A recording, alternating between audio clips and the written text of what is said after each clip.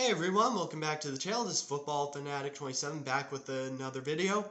So in today's video, I will be talking about the Copper Queens, or Zambia's women's football team. This is going to be my first video on them for this year, so I'm really excited for this. So in today's video, I will be talking about 3 groups in which I believe would be the best for Zambia at the Women's African Cup of Nations this year.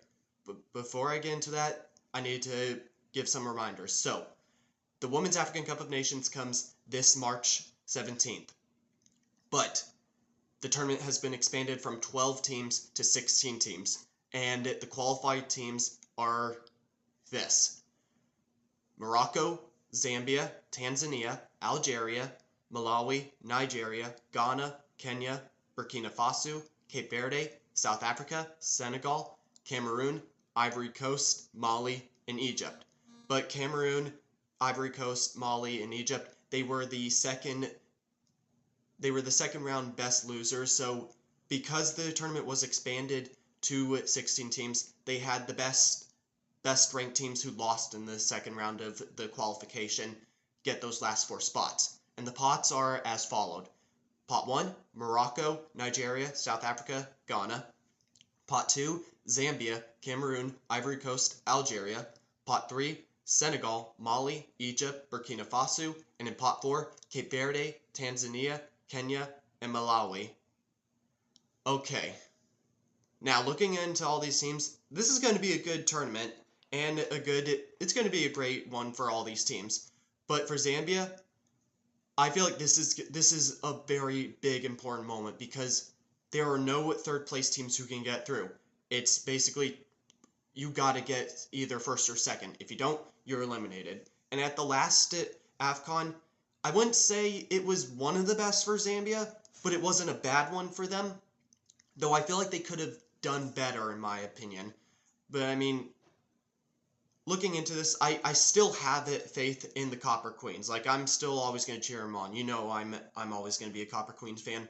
But as I said, this is a huge tournament. The expansion changed some things, so this is the time for Zambia to really dig deep and give it 120%.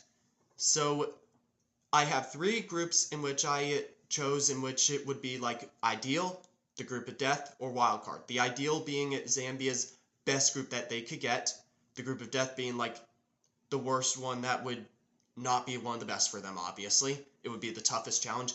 And then the third was a wild card that I put in for fun. So let's get into them. For the ideal group stage for Zambia, the group I believe would be ideal for them would be in a group with Ghana, Burkina Faso, and Kenya. So their matches against Kenya and Burkina Faso, I believe they would be easy wins for Zambia. They would definitely be easy wins for them. Ghana would be the toughest match for them, obviously, because let's face it, the Ghana's women's team, I mean, they got 3rd place at the last Women's African Cup of Nations, and I mean, that was a great journey for them, and I wouldn't expect them not to do it again. So, I mean, that would be their toughest match, but I'd still have Zambia top that group. It would just be that Ghana match, which would be a little decider there. Now, onto the group of death. This group of death for Zambia would be in a group with Nigeria, Senegal, and hang on, wait, what was the last? It was oh yeah, Malawi. Sorry, I forgot about it. The group of death would be with Zambia, Nigeria, Senegal, and Malawi. Now, the reason why this would be the group of death is, for one, Nigeria, there's really no reason. Like, I mean, literally, they are the current WAFCON champions. I mean, they are arguably the best team in Africa as of now. And I mean,